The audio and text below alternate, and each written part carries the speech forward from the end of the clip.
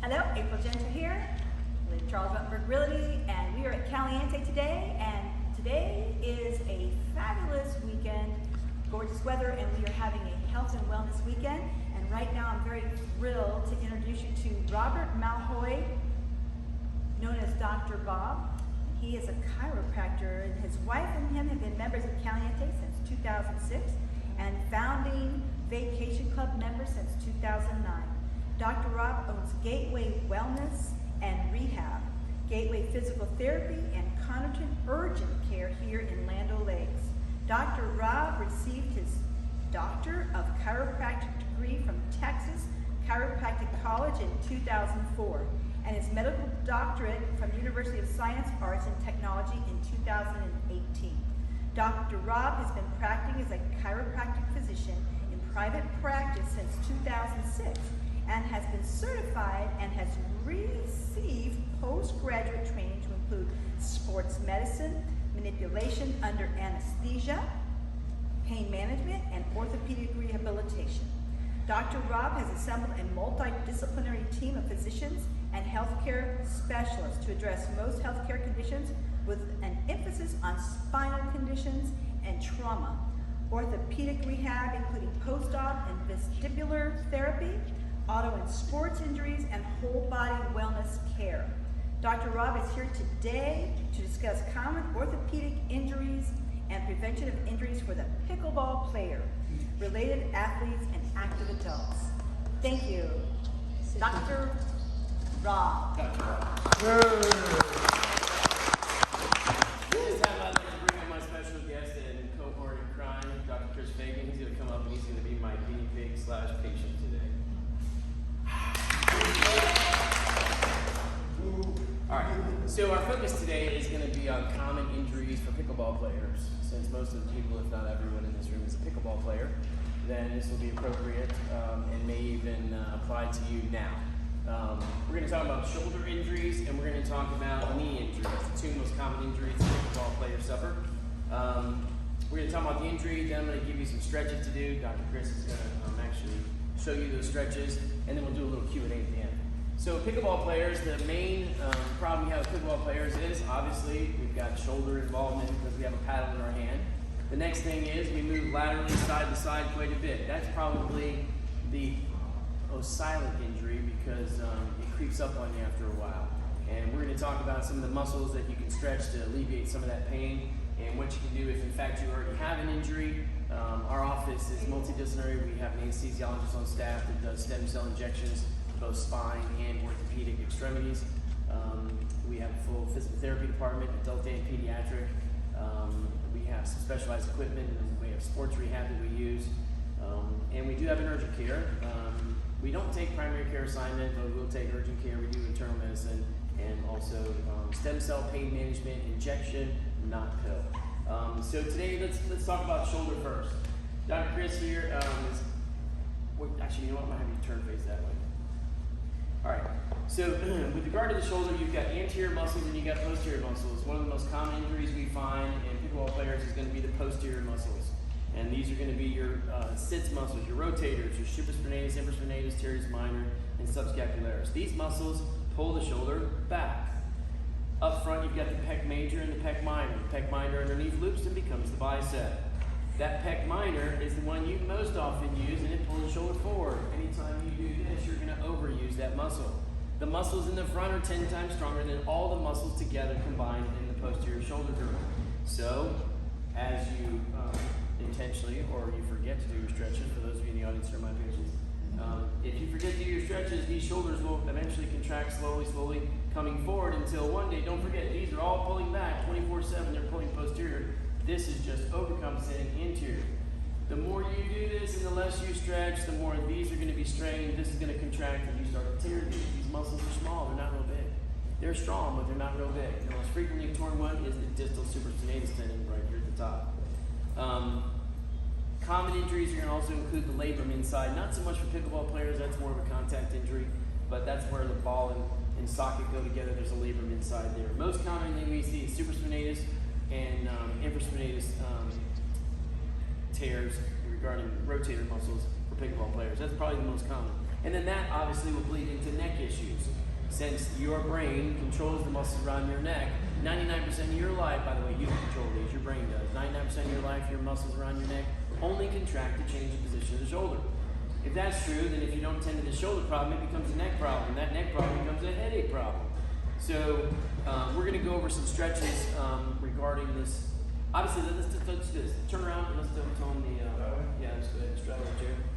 We're going to look at the posterior portion of the shoulder. Now, in the back of the spine, you have the spine in the middle, and whatever muscles you have here, you have the same muscles over here.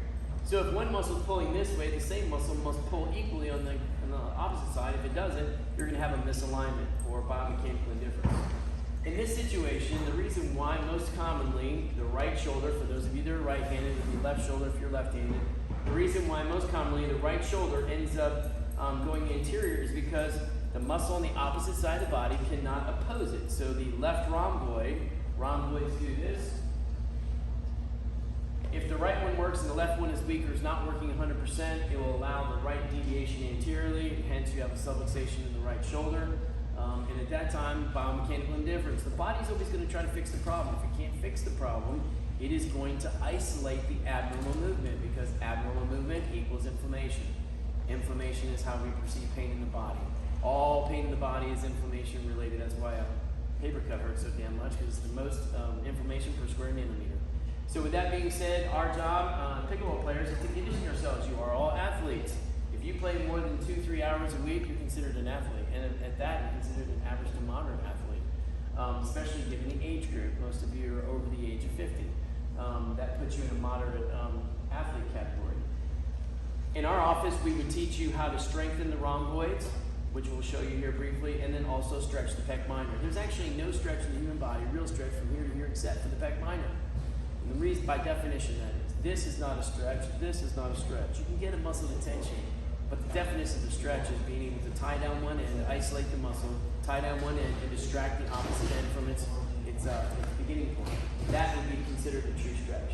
Go ahead and switch around. Actually, you know what? I'm going to have you stand. I'm going to use Dr. Chris as though he were a door frame. He's very large compared to me, so we're going to use him as though he's a door frame. We're going to pretend that this is a door frame here. I'm going to be stretching my right pec minor. In order for me to do this, No, you're going to put your arm up. I am. Okay, here we go. All right, that's good. So you find any door frame. The idea is only elbow, forearm, and palm will touch the door frame. Must remain level. The opposite foot, as the arm is raised, goes forward 1 footstep. You're going to stand at attention, and you're going to lean your chest in. It's not a big stretch. Don't be going crazy. There's none of this. It's locked at knee, and it's just a small movement. We just want to get it to tension, the pec minor. You'll feel it come through here. At the same time you do that, the neck muscles will begin to shut off, and as well as the posterior shoulder muscles. This should be done never before we play, but only after. This is a static stretch. It's a thank you, not a permission slip. Permission slips would be warm-ups. If you want to warm up, an ideal warm-up might be this. It might be, I just need to tell my brain, send blood and oxygen to upper extremities. If I do this 2 minutes in each direction, that's an effective warm-up for me to go play pickleball from the belly button to the top of the head. After I'm done playing pickleball, within 1 hour, that's your optimal time frame, within 60 minutes of completion of any exercise, that's going to be your optimal time for recovery, and that is when we're going to do our stretch. You'll have a door frame, you won't have a Dr. Chris. That's okay. This is much more fun, but you'll have fun anyway with the doorway. Any questions about how to do the doorway stretch? Most of you in here are already patient. How long do we hold that stretch? 1 minute. Good question. All the stretching is the minimum of 1 minute. If you don't stretch for at least 1 minute, then the actual muscles themselves, the sarcomeres, aren't actually going to separate. You're actually going to get a full stretch. 1 minute minimum, 2 minute I'd say would be your maximum. And if 100% effort for those of you out there that are chronic overachievers, if 100% looks like this, I want you to do 80%, all right? Just so we're clear on those that sit at the front of class and take good notes. All right, Dr. Chris, have a seat. All right, that's going to be the most common shoulder injuries, rotator cuffs, and I just told you which stretch to do when, and the rehab for the rhomboid is going to look like this. 3 rules. Number 1, you keep the shoulders down when you do the rehab for strengthening the rhomboid. This is an isolated rhomboid stretch. Next, you're going to stay under 3 pounds. You can use tiny weights and just stay under 3 pounds. If you don't have weights less than 3 pounds, you can use Campbell soup cans. We just want it for resistance. It's not actually the weight that actually builds the muscle. He's going to make sure that his weights never leave his chest. They're always going to straight across his body, underneath his breast tissue. You're gonna pretend that there's an imaginary credit card here in the back. Actually, you want to turn sideways? There you go. I'm gonna be the imaginary credit card. His job is to go back and squeeze that credit card as hard as he can. And he squeezes and he holds it for a slow 1, slow 2, slow 3. Again, he'll come back. The slower you count, the harder you squeeze, the faster it builds. He's going to do this till he gets to 15 reps. After 15 reps, that's the completion of his first set. Ideally, we would like to see 2 to 3 sets of 15 repetitions, one time every other day. It's every other day because you need time to rest. If you don't rest, you won't grow. Too many people think they're just going to get there in a hurry and do every day, and they don't find there being anything. That's true, by the way, in any of your workouts. With the exception of pickleball, which is more of a sport, any isolated weight training or anything like that that you do downstairs in the weight room or at home needs to be done with this in mind. Muscles need time to rest or they won't grow. The older we get, since most of us in here are over 50, we need to make sure that we give ourselves enough recovery time. Some of us play pickleball probably more than we should. If you're playing every single day, 5-6 days a week, that's too much. You're not Superman. And your body does have an expiration date with regard to injury. So I would say that every other day would be good. Pickleball, if you can do that. If you haven't played 2 days in a row because this happens to be a weekend, Friday and Saturday, fine, but you need to make sure that you give yourself ample time to rest on the other side. Otherwise, not enough rest is going to cause injury. Not stretching is going to cause injury. Hydration, that's another side note. Hydration. You're outside, you're playing outside unless you're playing an APC. You're going to sweat. You're moving. You lose water. If you're not putting water in, and you're a caffeineaholic or adult beverages too many at night, just make sure that you're putting enough water in, because muscles without enough water, that's just beef jerky. Beef jerky doesn't like to stretch, it just tears and injures. Muscles furthest away from the heart, belly button down, and the last one's waiting in line begging for water. So make sure that you're drinking water. You should probably get, it's not based on body weight or anything like that. It's basically how many hours a day are you awake? You're going to take in more than 16 ounces every 2 hours, from the time you're awake to the time you go to sleep. 2 hours before bed, you should probably knock it off so you're not up all night eating.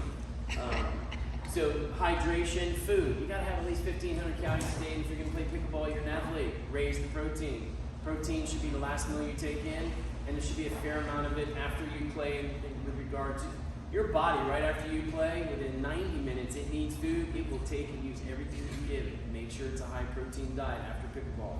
Plenty of water before, during, and remember to stretch afterwards. All right, that'll conclude the shoulder. Now we're gonna go on to the knee.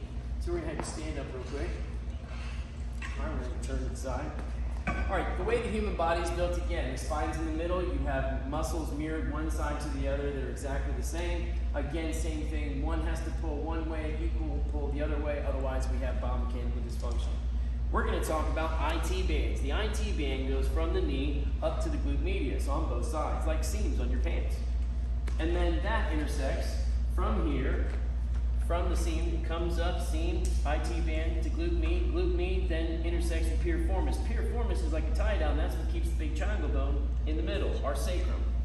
That sacrum is our biggest problem with pickleball players. We go back and forth, one IT band gets tighter than the other, and that sacrum ends up tilting one side to the other. It causes SI pain and lumbar dysfunction.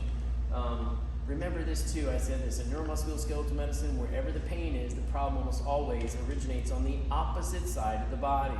Patients get themselves in trouble because they tend to only stretch the same side of pain. That will for sure get you worse than better. With regard to the IT band, so the IT band comes down and it attaches here in the fibular head. What makes it unique is it actually terminally ends on the medial side by the medial collateral ligament. So when this IT band gets too tight, it actually externally deranges the knee, and that's how you end up tearing the medial meniscus. That's the most common injury, is medial meniscus tear, and it's from the IT band getting too tight. Remember, in pickleball, it's a lot of lateral movement. You're challenging that IT band every time you bend your knees and every time you shift your weight left to right. With that being said, how do you prevent that? Well, you've got to make sure the IT bands are stretched. We're going to make sure the piriformis, the tie downs for the sacrum, are stretched. And then your body tries to fix the problem, isolate the problem using the hip flexors, the iliopsoas. We're going to show you all 3 of those stretches, but before we do, I want to give you the anatomy of the injury. Here I am. Don't mean to have my back to you, but for the purpose of illustration. Here I am playing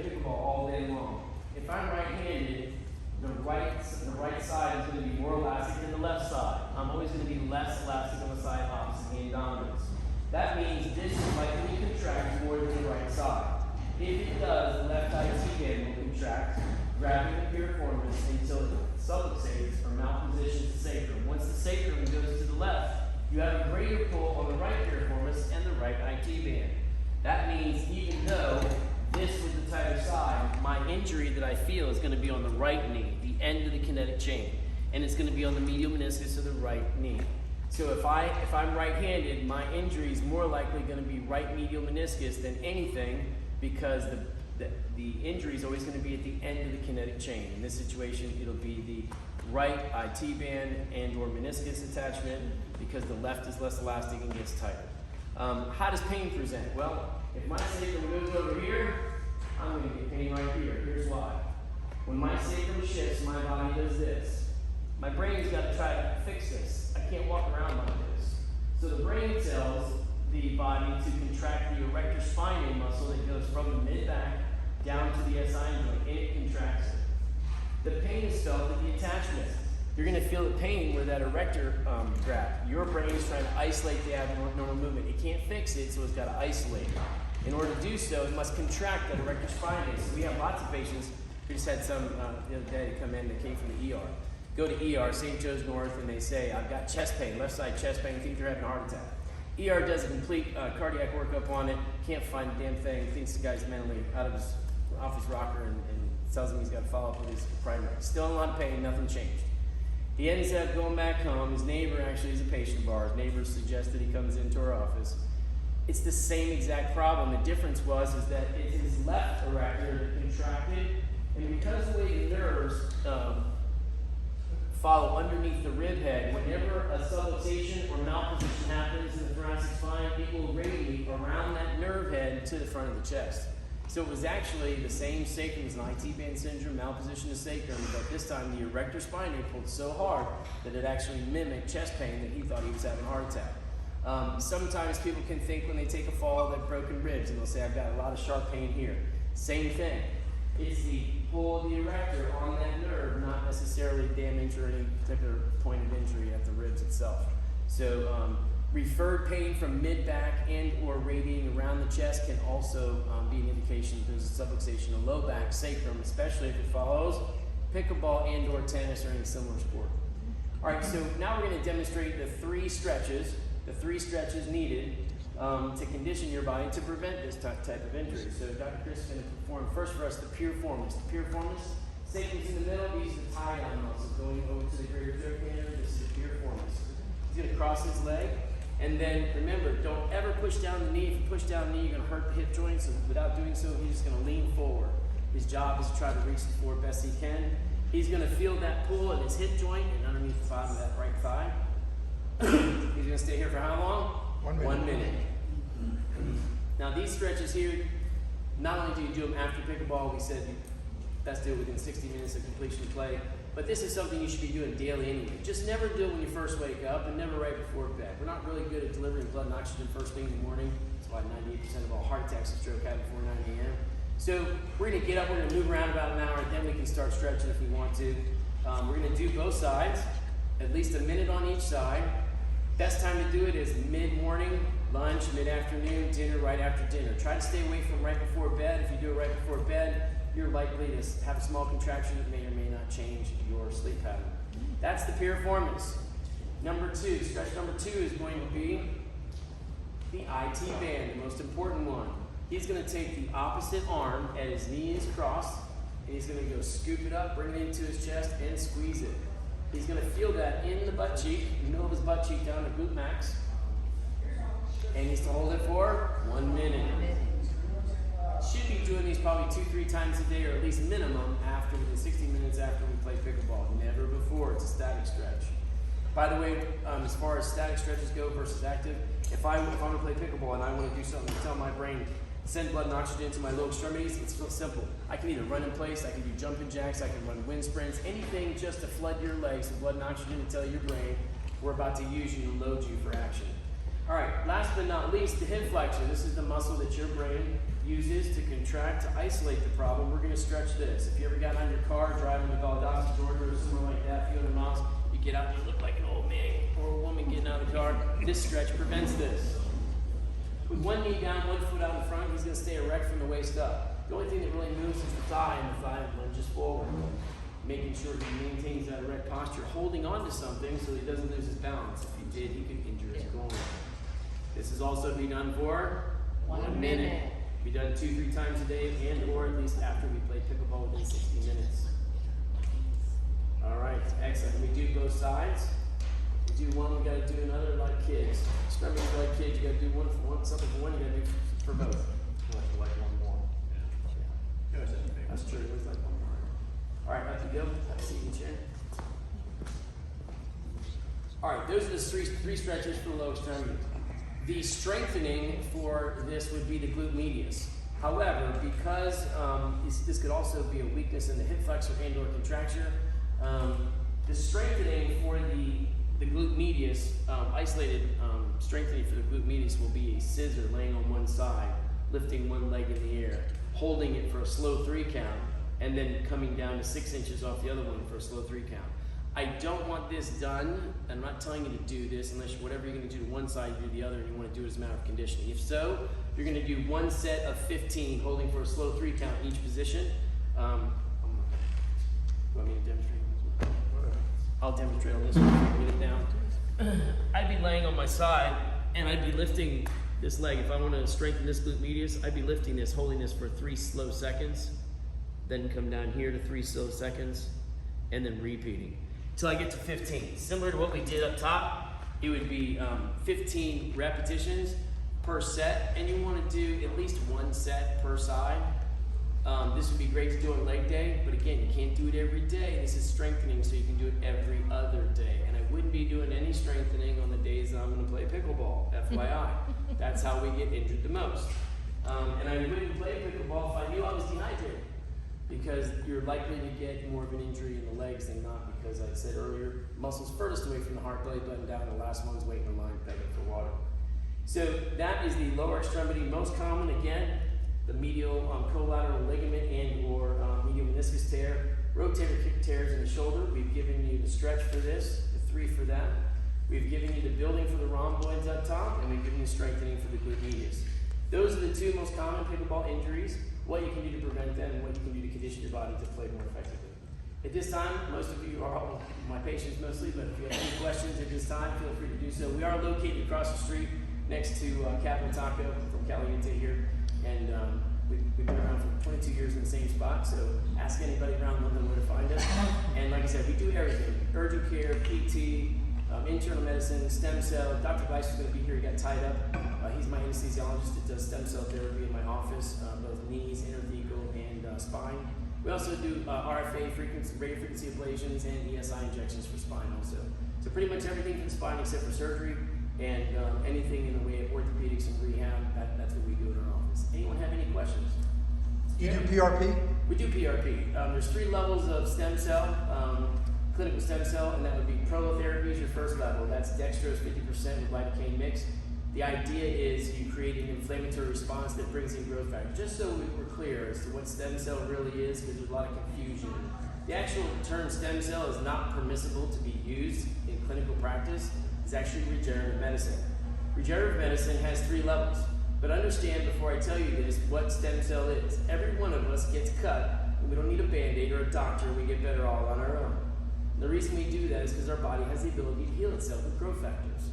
Serous proteins invade the area of the injury, act as a protective cap if it's on the outside of the skin, and then growth factors come in that allow us to replicate cells that have been damaged. We use that inflammatory process to repair tissue. Well, that's what stem cell is. Stem cell / regenerative therapy medicine is used to replicate cells that are damaged. First, we have to get rid of the cells that are damaged so we can replicate new cells. Concentrating an inflammatory response with dextrose and a needle, lidocaine, that's your prolotherapy. Those are for very minor but acute injuries, and it's very inexpensive. A treatment like that is somewhere around $150. PRP, protein-rich plasma, those are the isolated growth factors for the plasma in your blood. That's where the growth factors exist. So we actually used to draw blood, and we used to hemoconcentrate it, your own blood, draw 9-10 vials and use that. We don't no longer do that. We actually ordered from lab. It's directly ordered based on your blood type and our age. And it's specific just to you, and it's so inexpensive now. It used to be $1,000. Now I get it for a couple $100 a vial. Stem cell, mesenchymal stem cell, that's the next level above PRP, and that's where they actually take immature cells from cord blood, Wharton's jelly, mesenchymal stem cells. That's like the miracle grow you can put on top of your natural growth factors to actually make cells replicate quicker. In our office, the one thing that separates us from some of the other programs around town is we incorporate a physical therapy program with our stem cell injections. It's not just about getting the injection, it's about preparing the tissue for the injection prior to getting the injection, yes, in the right location, but then doing the right rehab steps after you get the injection to ensure their success. We have several patients actually that are members here at Caliente that have had the stem cell injections in our office, and we can talk to you more about that afterwards if you'd like. Apologize again, Dr. Weiss got tied up, otherwise he would be here to answer those questions directly. Anyone else? Yes? No, I love the whole explanation of what to prevent this and do all these stretches. My question is, if you're already suffering from the back muscle pains that you just talked about, what is the remedy? Is this the stem cell thing that you're talking about? So here's the thing, stem cell is very specific, and we wouldn't even discuss stem cell with a patient that had an injury unless we could already quantify the injury and qualify the patient for that particular therapy. If you already have an injury, you're already suffering from pain, and you're suffering from your shoulder and/or knee and/or low back pain, the first thing I would like you to do is contact our office, come in, let's get some x-rays. If you have any imaging, x-rays, and/or MRIs, then I'd like you to bring those in with you so we can look at those to find out what's going on. We have to exclude things like disc injury and things like that. We're not 25 in this room, all of us are older, over 50, a lifetime of wear and tear. I'm not sure what the injury may be, so the first thing I'm gonna do is examine you, take an x-ray. If you have MRI, great.